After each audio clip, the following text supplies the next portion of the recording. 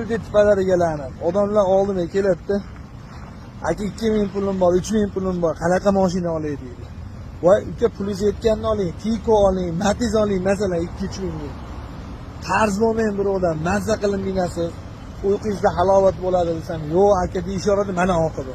Mana mashinani akalar bir paytlar mana 7 oy oldin hozirlarga qarab qanaydi.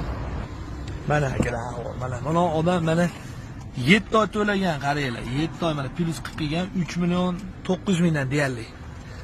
Salkam. Endi buni 4 ming berib olyapti, 7 oy to'layapti aka 3 million 600 mingdan.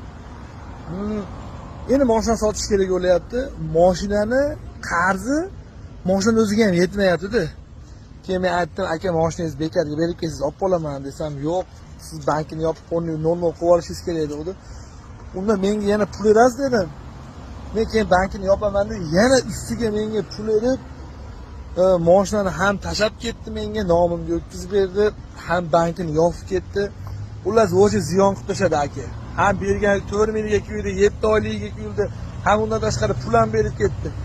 Shunga akalar, pulinglar yetganda olib mazza qilib mininglar, balavomi kreditga olib, mana qilib kelgan so'kib o'zinglar qiynalib yurasizlar.